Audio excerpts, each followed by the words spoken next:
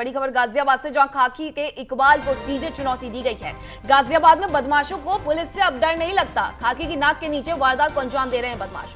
गाजियाबाद में पुलिस के दावे धरे के धरे रह गए हैं। दरअसल गाजियाबाद में दिन दहाड़े लूट की वारदात हो रही है और वारदात रोकने में गाजियाबाद की हाईटेक पुलिस पूरे तरीके से नाकाम नजर आ रही है। एक हफ्ते के भीतर लूट की दूसरी बड़ी वारदात को अंजाम दिया गया है। बैंक में घुसकर 12 लाख रुपए लूट ले गए हैं बदमाश। फिल्मी अंदाज में लूट की वारदात को अंजाम दिया गया है। दिन दहाड़े लूट की वारदात से इलाके में हड़कंप मचा हुआ है। नंदग्राम थाने के नूर नगर स्थित बैंक में लूट की वारदात कुछ दिन पहले मसूरी इलाके में भी बड़ी लूट की वारदात को अंजाम दिया गया था। तो खबर गाजियाबाद से है, जहां एक हफ्ते के भीतर दूसरी बड़ी वारदात लूट की वारदात को अंजाम दिया गया है। ये वारदातें दिखाती हैं कि आखिरकार किस तरीके से अपराधियों में, बदमाशों में पुलिस का भय, खासकर गाजियाबाद पुलिस का भय खत्म हो गया है, क्योंकि गाजियाबाद में एक हफ्ते के अंदर दूसरी बड़ी वारदात को अंजाम दिया गया है। पहले मसूरी स्थित एक पेट्रोल पंप से 25 लाख रुपए बदमाश लूट करके फरार हो गए थे। दिन दहाड़े इस घटना को अंजाम दिया गया था और आज गाजियाबाद में भी इसी तरीके की घटना को अंजाम दिया जाता है। बैंक के अंदर बदमाशों ने 12 लाख रुपए की वारदात को अंजाम दिया है। 12 लाख रुपए लूट करके फरार हो गए हैं और दिन दहाड़े इस घटना को अंजाम दिया गया है। तो इस तरीके से वारदात को अंजाम दिया जा रहा है। डीआईजी एलआर कुमार को एडिशनल चार्ज सौंप दिया गया है और डीआईजी को भी बदमाशों ने सलामी दी है। पहले जब मसूरी इलाके में जो वारदात हुई थी उसे लेकर के पुलिसकर्मी को सस्पेंड किया जाता है, तो डीआईजी को एडिशनल चार्ज सौंप दिया जाता है, लेकिन डीआईजी को भी सलामी देते हुए नजर आ रहे हैं बदमाश कि खुलेआम दिन दहाड़े बैंक से 12 लाख रुपए लेकर के रफू चक्कर हो गए और गाजियाबाद की हाईटेक पुलिस कुछ भी नहीं कर पाई है। गोली चलाने से परहेज करेंगे तो बदमाशों से कैसे पार पा पाएंगे। बदमाशों के निशाने पर भी बैंक लगातार नजर आ रहे हैं। वहीं गाजियाबाद में खाकी के इकबाल को सीधे चुनौती देते हुए नजर आ रहे हैं बदमाश। यानी कि गाजियाबाद में बदमाशों को अब पुलिस से डर नहीं लगता। खाकी के नाक के नीचे वारदात को अंजाम दे रहे हैं बदमाश। और गाजियाबाद में दिन दहाड़े बैंक में लूट की वारदात को अंजाम दिया गया है। इतना ही नहीं, सरकारी बैंक में इस लूट की वारदात को अंजाम दिया गया है। पंजाब नेशनल बैंक में ये लूट हुई है। दिन दहाड़े 12 लाख रुपए लेकर के बदमाश फरार हो गए हैं। बताया ये भी जा रहा है कि बैंक में कोई भी सुरक्षा गार्ड तैनात नहीं था। एक हफ्ते के अंदर गाजियाबाद में दूसरी बड़ी वारदात को अंजाम दिया गया है। देखने वाली बात होगी कि बदमाश जिस तरीके से पुलिस को और प्रशासन को चुनौती दे रहे हैं, किस तरीके से अब गाजियाबाद की हाईटेक पुलिस इन्हें रोकते हुए नजर आती है। क्योंकि मसूरी इलाके में जिस लूट की वारदात को अंजाम दिया गया था, घटना जो हुई थी, 25 लाख रुपए लूट करके बदमाश फरार हो गए थे, उसमें अभी तक किसी की भी गिरफ्तारी नहीं हुई है। और ऐसे में एक हफ्ते के अंदर अब दूसरी बड़ी वारदात।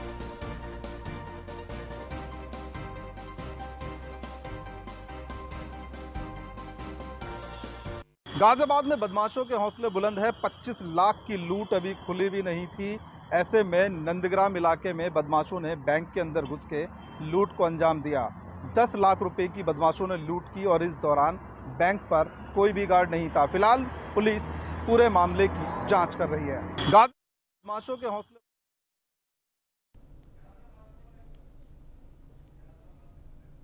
और अधिक जानकारी के साथ हमारे संवाददाता यादराम भारती जुड़ गए हैं। यादराम, जिस तरीके से गाजियाबाद में लगातार एक हफ्ते के अंदर दूसरी बड़ी वारदात को अंजाम दिया गया है, पुलिसकर्मी आखिरकार कर क्या रहे हैं?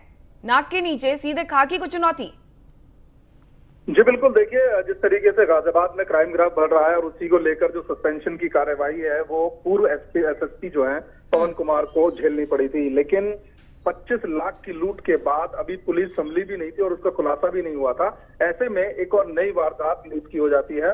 नंदग्राम थाना क्षेत्र में यह घटना हुई जहां पर पीएनबी बैंक के अंदर बदमाशों ने घुसकर लूटपाट की और करीब 10 लाख रुपए लूट लिए। और खास बात यह है कि उस समय बैंक के अंदर कोई गार्ड नहीं था, किसी गार्ड की कोई व्यवस्था नहीं थी। तो फिलहाल पुलिस मौके पर है और दावा कर रही है कि बदमाशों को पकड़ लिया जाएगा, लेकिन जिस तरीके से घटनाएं लगातार हो रही हैं और खुलासे नहीं हो रहे हैं, उससे कहीं ना कहीं पुलिस की जो कार्यशैली है वो उस पर सवालिया निशान लगता है। और ऐसे में पुलिस के होश इस घटना के बाद और भी ज्यादा उड़े हुए हैं। सस्पेंशन के बाद भी तो यादराम कुछ रुका नहीं, डीआईजी को एडिशनल चार्ज सौंपा जाता है, लेकिन फिर भी बदमाश आते हैं, दिन दहाड़े वारदात को अंजाम देते हैं और निकल जाते हैं। देखिए, अपने आप में बहुत बड़ी बात है, क्योंकि जिस समय सस्पेंशन की कार्यवाही हुई, कल ही गाजियाबाद के जो मेरठ के आईजी हैं वो दौरे पर थे और जो डीआईजी हैं विशेष तौर पर उनको इस वजह से तैनात किया गया है ताकि क्राइम जो ग्राफ है वो कम हो। लेकिन दिन दहाड़े एक बहुत व्यस्त चौराहे पर बदमाश आते हैं और आसानी से बैंक में घुसते हैं और बैंक में घुस करके रुपए लूट कर ले जाते हैं। तो ऐसे में आप समझ सकते हैं कि ये कितनी बड़ी घटना है और कितनी बड़ी वारदात है। जो ये जो लोग हैं इस घटना को लेकर तरह तरह की बातें कर रहे हैं और बहुत अपने आप अनसेफ भी महसूस कर रहे हैं। तो ऐसे में पुलिस की जिम्मेदारी तो बनती है कि क्राइम ग्राफ कम करे, लेकिन ये कम होने की बजाय उल्टा और बढ़ता ही जा रहा है। बैंक प्रबंधन की तरफ से क्या कुछ कहा गया कि आखिरकार सरकारी बैंक है, बावजूद इसके यहाँ पर कोई भी गार्ड तैनात नहीं है, क्यों? देखिए, जिस समय पुलिस बैंक में पहुंची उस समय सबसे पहला सवाल प्रबंधन की तरफ से यही था कि आखिर गार्ड जो है वहां पर क्यों नहीं था, क्योंकि एक ये भी माना जाता है कि अगर गार्ड वहां होता है तो बदमाशों के हौसले इतने बुलंद नहीं होते कि वो बैंक के अंदर जाकर के वो लूटपाट करें। लेकिन पुलिस सभी तमाम पहलुओं पर जांच कर रही है और दावा तो कर रही है बदमाशों को पकड़ने का, लेकिन कहीं ये दावा पहले की जो घटनाएं हैं उनकी तरफ कुछ ना हो जाए। जी, अभी तक सीसीटीवी फुटेज के आधार पर किसी की पहचान की गई यादराम? देखिए, पुलिस जिस समय बैंक में पहुंची उन्होंने बैंक स्टाफ से बात की, प्रबंधन से बात की और उनसे जाना कि बदमाशों का हुलिया क्या था। हालांकि बताया ये भी जा रहा है कि बदमाशों ने अपने चेहरे कवर किए हुए थे और तमाम जो आसपास के फोन लोकेशंस हैं उस समय फोन कौन से एक्टिव थे, सीसीटीवी के आधार पर पुलिस काम कर रही है।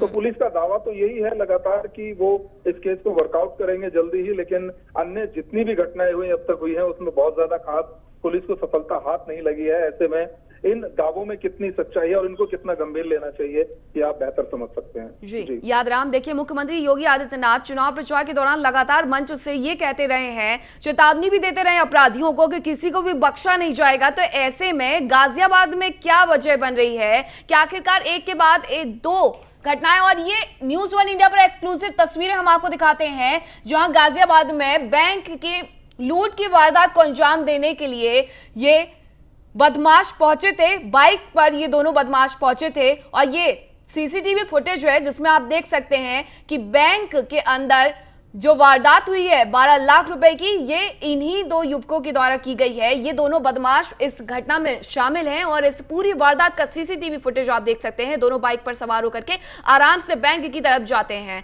तो हमारे साथ यादराम लगातार जुड़े हुए हैं। यादराम, देखिए हम अपने दर्शकों को एक्सक्लूसिव तस्वीरें वो भी दिखा रहे हैं सीसीटीवी फुटेज की, जब दोनों बदमाश बाइक पर सवार होकर के बैंक की तरफ जाते हुए नजर आ रहे हैं। जी बिल्कुल, देखिए जिस समय योगी सरकार में मुख्यमंत्री योगी आदित्यनाथ ने शपथ ली तो उनका साफ तौर पर कहना था कि जीरो टॉलरेंस नीति पर काम होगा और किसी भी तरीके से जो अपराध है उसको बर्दाश्त नहीं किया जाएगा। और सरकार आने की सबसे मुख्य वजह यही थी कि क्राइम को लेकर सरकार बेहद गंभीर है, लेकिन लगातार पुलिस का जो फेलियर है गाजियाबाद में नजर आ रहा है। सस्पेंशन हो चुका है, ऐसे में होना तो ये चाहिए था कि शायद अब कोई घटना ना हो, शायद क्राइम ग्राफ इतना ना बढ़े और शायद अब जनता को इस बढ़ते अपराध से मुक्ति मिलेगी। पर जैसे ही दिन दहाड़े, मैं आपको बार बार इस बात को ये बोल कर रहा हूँ कि आप सोचिए कि दिन दहाड़े बदमाश आते हैं और लूट कर चले जाते हैं और ये कैसी मानसिक स्थिति, कैसी साइकोलॉजी लोगों की होगी कि हम कैसे हमसे शहर में रह रहे हैं और एक हॉट सिटी जैसे कहा जाता है। तो कहीं ना कहीं जो प्रशासन है, पुलिस प्रशासन है, वो फेलियर इस पूरे मामले में नजर आता है। जी बिल्कुल यादराम, हम न्यूज वन इंडिया पर वो एक्सक्लूसिव तस्वीरें भी दर्शकों को दिखा रहे हैं जिसमें दोनों बदमाश बाइक पर सवार होकर के बैंक की तरफ जा रहे हैं घटना को अंजाम देने के लिए। तो ऐसे में और क्या फुटेज पुलिस के हाथ में लगे हैं जिसके आधार पर अब आगे की कार्रवाई भी की जाएगी? देखिए, पुलिस का सबसे पहला जो कोशिश है वो यही है कि सीसीटीवी के आधार पर बदमाशों की शिनाख्त की जाए।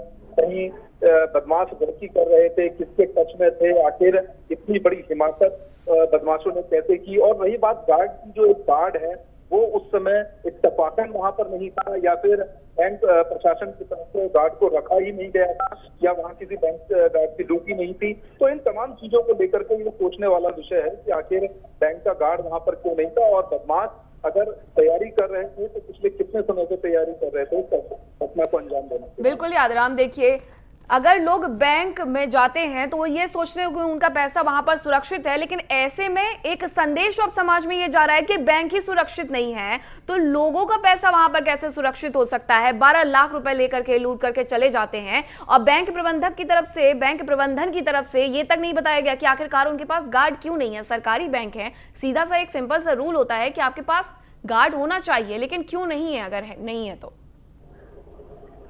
देखिए, बिल्कुल आपने सही कहा। मैं आपको बता दूं कि बैंक एक ऐसी सेफ जगह है जहां हर कोई आंख बंद करके विश्वास करता है और पैसा अपना महफूज फील करता है। लेकिन जिस तरह से एक घटना हुई है, और मैं बता दूं कि बदमाशों के जो हौसले हैं वो इतने बुलंद थे कि वो बैंक में घुसे, उन्होंने बंधक बनाया स्टाफ को, और वो खौफ को लूट की वारदात को अंजाम देते रहे, लेकिन और आराम से फरार भी हो गए। तो ऐसे में अब पुलिस दावा भले ही कितने करती रहे, लेकिन जो गंभीरता है, चाहे 10 लाख की लूट है, हालांकि पुलिस इसको 10 लाख की लूट बता रही है, लेकिन अमाउंट इतना मैटर नहीं है, लेकिन जितना एक मॉडल अपनाई बदमाशों की, जिस तरह से उन्होंने एक दुस्साहस किया, एक उनका मनोबल कितना ऊंचा था, मैं आपको बताऊं, मनोबल उतना ऊंचा था कि वो बैंक में घुसकर और लूटपाट करते रहे और उनको कोई खौफ नहीं था। जी देखिए, 2 लोग सीसीटीवी फुटेज में नजर आ रहे हैं। बैंक के अंदर की सीसीटीवी फुटेज की अगर बात करते हैं तो क्या पूरी घटना में सिर्फ ये 2 लोग ही शामिल थे या और भी इनके साथ शामिल था? देखिए, जहां तक पुलिस का मानना है वो ये है कि इस घटना में कई लोग शामिल रहे होंगे। हो सकता है कि जिन बदमाशों ने बैंक के अंदर घुस के लूट की हो, उनके कुछ अन्य साथी अगर चौराहे पर खड़े हों या बैंक के आसपास खड़े हों, तो माना यह भी जा रहा है कि कई बदमाश इस पूरी घटना में शामिल हो सकते हैं। फिलहाल क्या इनकी प्लानिंग थी, किस किस तरीके से ये प्लानिंग में जुटे हुए, तो तमाम चीजों को लेकर के पुलिस छानबीन कर रही है, और दावा लगातार, मैं भी बोल रहा हूं कि दावा लगातार किया जा रहा है। बिल्कुल यादराम, हम आपसे लगातार इस पर अपडेट लेते रहेंगे, लेकिन फिलहाल के लिए बहुत बहुत शुक्रिया आपका तमाम जानकारी के लिए। सीबीआई जांच में फंसे जलकल महाप्रबंधक के ऊपर गाज गिरती हुई नजर आ रही है। नीरज गौड़, जिन पर आरोप लग रहे हैं कि उन्होंने 30 करोड़ रुपए का घोटाला किया है, उन्हें 2 दिन की छुट्टी पर भेज दिया गया है। सीबीआई के छापे के बाद से जलकल में खलबली मची हुई है। इसका साफ असर नगर निगम और केडीए में भी दिन भर देखा गया। बताया जा रहा है कि वाराणसी में भारतीय राष्ट्रीय राजमार्ग प्राधिकरण में तैनाती के दौरान उन्होंने टोल कंपनी को 30 करोड़ रुपए का फायदा पहुंचाया था। दरअसल सीबीआई ने नीरज गौड़ के जलकल मुख्यालय स्थित आवास पर छापा मारा था। अचानक छापेमारी से खलबली मच गई थी। सीबीआई ने नीरज से रात करीब 1:30 बजे तक पूछताछ की थी। सीबीआई जब उनके घर से बाहर निकली तो हाथों में कई फाइलें भी थी। माना जा रहा है कि घर में कुछ दस्तावेज भी सीबीआई को मिले हैं।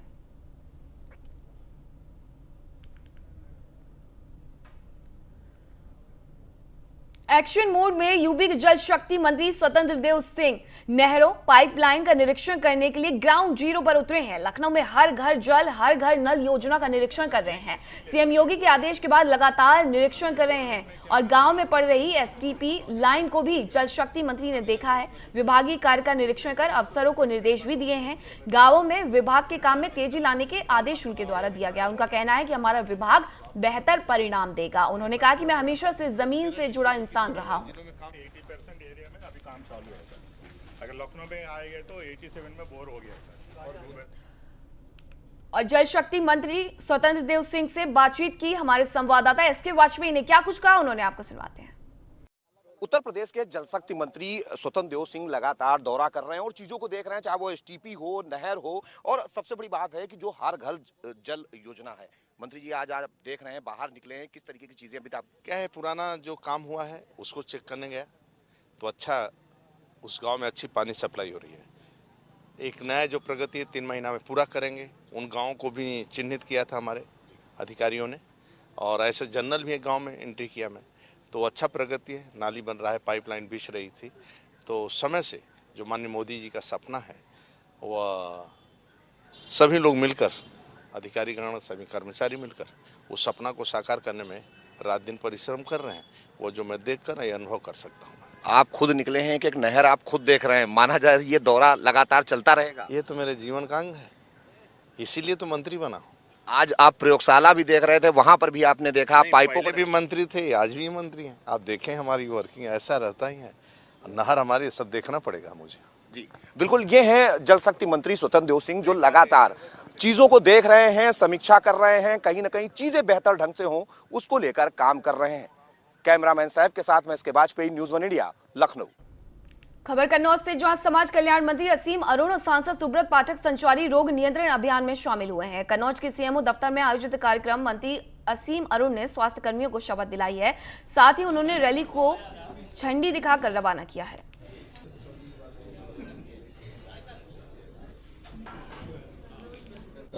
हमारे विनोद दीक्षित अस्पताल में एक प्राश्रय स्थल की व्यवस्था की गई है। पंडित दीनदयाल उपाध्याय अंत्योदय स्कीम के तहत इसमें रहने की बहुत अच्छी व्यवस्था है, लेकिन अभी तक खाने की पुख्ता व्यवस्था नहीं थी और मुझे बहुत खुशी है कि आज ये खाने की व्यवस्था हमारे ऑक्सफोर्ड संस्था द्वारा ये की गई है और यहाँ पे सभी लोगों के लिए भोजन की व्यवस्था है और पैक्ड भोजन जैसा नहीं, अच्छे से दाल रोटी चावल सब लोग को दिया जा रहा है। ये व्यवस्था चैरिटी के रूप में है, एक योगदान के रूप में है।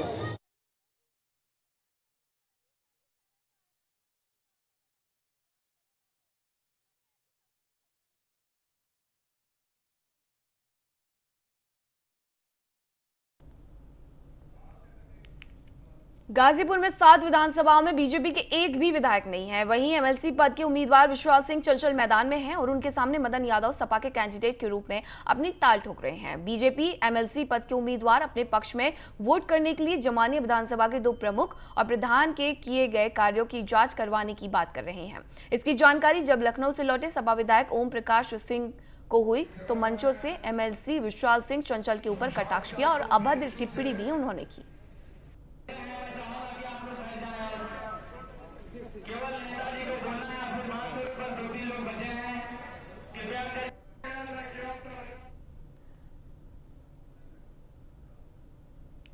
गाजियाबाद के मोदी नगर इलाके के सीकरी कला में हर साल चैत्र नवरात्र के मौके पर लगने वाले महामाया देवी मंदिर पर मेले का आयोजन किया गया। नवरात्रि पर मेले का शुभारंभ गाजियाबाद के डीएम राकेश कुमार सिंह ने किया। इसके बाद डीएम ने माता के मंदिर में जाकर मत्था टेका, पूजा अर्चना की। वहीं मेले में साफ सफाई की व्यवस्था से लेकर सुरक्षा के चाक चौबंद इंतजाम प्रशासन ने किए हैं।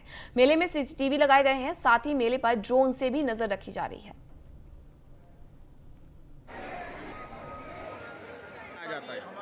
पश्चिमी उत्तर प्रदेश की आस्था बहुत ज़्यादा जुड़ी हुई है। हमारा मंदिर कम से कम 550 साल पुराना है और यहाँ पे भक्त अपनी सारी मान्यता लेके आते हैं, हर मनोकामना माँ उनकी पूरी करती है। इसलिए आप देख रहे हैं कितनी भीड़ है। और पिछले 2 साल से कोरोना की वजह से मेला भी नहीं लगाया, तो इस बार मेला भी अच्छी तरह लगेगा।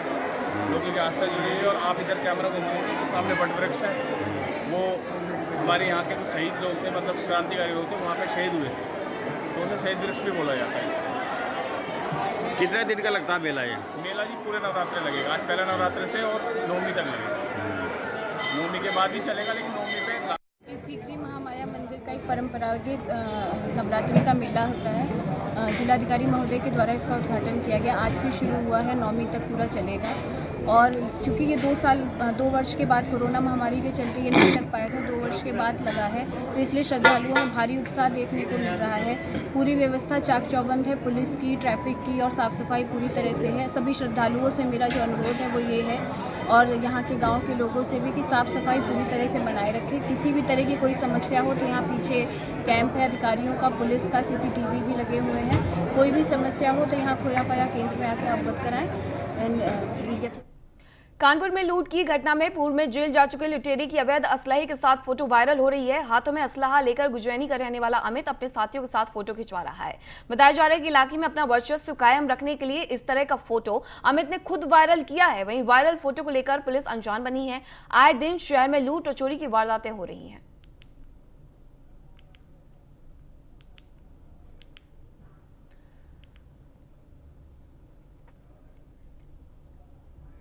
खबर बुलंदशहर से, जहां ऑपरेशन लंगड़ा जारी है। पुलिस की मुठभेड़ में इनामी बदमाश घायल हो गया है। पुलिस की गोली लगने से बदमाश अमन घायल हुआ है। मुठभेड़ में दोनों ओर से 4 राउंड फायरिंग की गई। अहमदगढ़ से लूट के मामले में वांछित था अमरोहा निवासी अमन। घायल बदमाश पर थानों में कई आपराधिक मामले भी दर्ज हैं। अहमदगढ़ थाना के नगला जगतपुर के जंगलों में ये मुठभेड़ हुई है।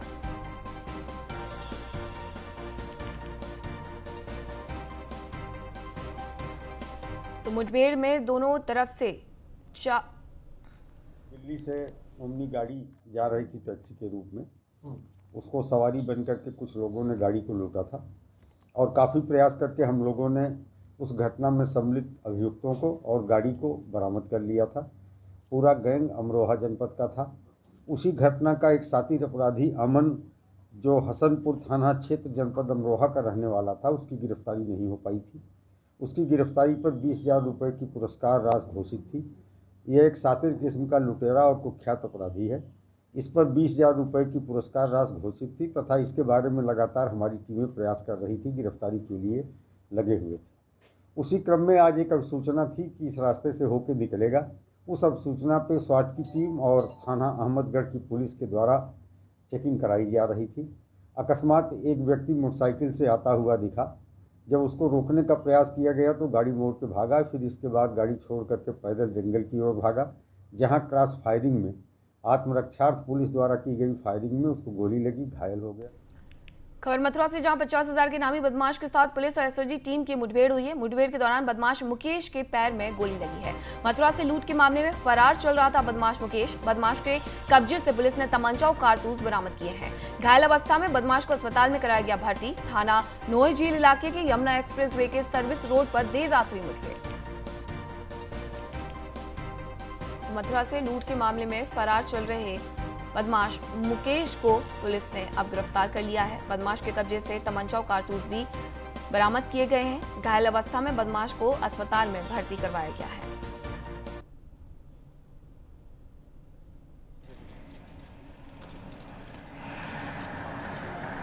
मथुरा से लूट के मामले में फरार चल रहे बदमाश मुकेश को आखिरकार पुलिस ने गिरफ्तार कर लिया है। 50,000 का इनामी बदमाश था मुकेश। पुलिस और एसओजी टीम की मुठभेड़ में उसे गिरफ्तार किया गया है। मुठभेड़ के दौरान बदमाश मुकेश के पैर में गोली भी लगी है। और आपको बता दें कि मथुरा से लूट के मामले में अपराधी फरार चल रहा था। खबर हापुड़ से, जहां सिंभावली पुलिस एसओजी और बदमाशों के बीच मुठभेड़ हुई है। मुठभेड़ में 25,000 का इनामी बदमाश अजय घायल हुआ है। 2 बदमाशों को इसमें गिरफ्तार भी किया गया है। बदमाश ने 4 दिन पूर्व हत्या की वारदात को अंजाम दिया था। बदमाश से अवैध हथियार भी बरामद किए गए हैं। तो हत्या की वारदात को अंजाम देने वाले बदमाश को मुठभेड़ के दौरान गिरफ्तार कर लिया गया है। सिंभावली पुलिस और एसओजी के बीच ये मुठभेड़ हुई थी, जिसमें 25,000 का इनामी बदमाश अजय घायल हो गया था और पूरी मुठभेड़ में 2 बदमाशों को गिरफ्तार किया गया है।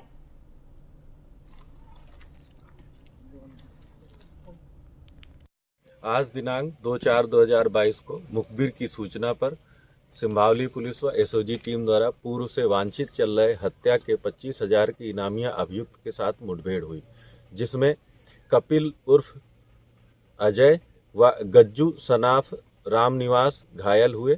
घायलों को अस्पताल भेजा गया। मौके से 1 मोटरसाइकिल बिना नंबर प्लेट, 1 पिस्टल, 2 खोखा कारतूस व 3 जिंदा कारतूस, 1 तमंचा, 1 खोखा कारतूस व 1 जिंदा कारतूस बरामद हुए।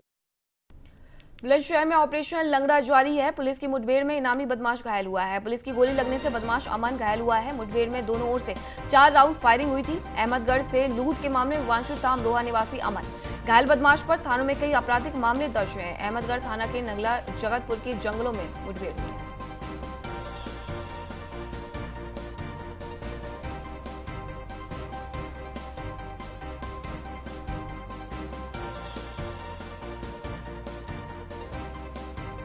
वर्ष 2021 में एक दिल्ली से ओमनी गाड़ी जा रही थी टैक्सी के रूप में, उसको सवारी बन करके कुछ लोगों ने गाड़ी को लूटा था और काफ़ी प्रयास करके हम लोगों ने उस घटना में सम्मिलित अभियुक्तों को और गाड़ी को बरामद कर लिया था। पूरा गैंग अमरोहा जनपद का था। उसी घटना का एक साथी अपराधी अमन, जो हसनपुर थाना क्षेत्र जनपद अमरोहा का रहने वाला था, उसकी गिरफ्तारी नहीं हो पाई थी। उसकी गिरफ्तारी पर 20,000 रुपये की पुरस्कार राशि घोषित थी। यह एक सातिर किस्म का लुटेरा और कुख्यात अपराधी है। इस पर 20,000 रुपये की पुरस्कार राशि घोषित थी तथा इसके बारे में लगातार हमारी टीमें प्रयास कर रही थी, गिरफ्तारी के लिए लगे हुए थे। उसी क्रम में आज एक अभिसूचना थी कि इस रास्ते से होकर निकलेगा।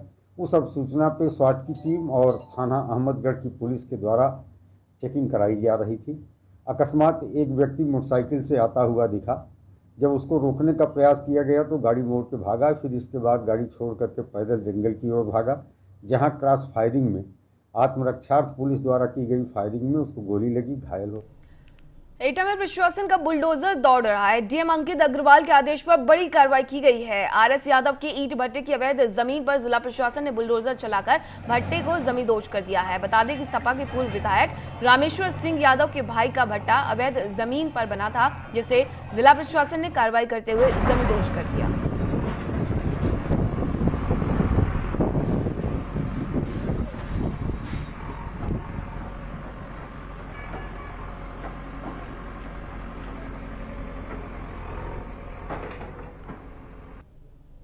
तो एटा में अवैध निर्माण को ध्वस्त किया गया है।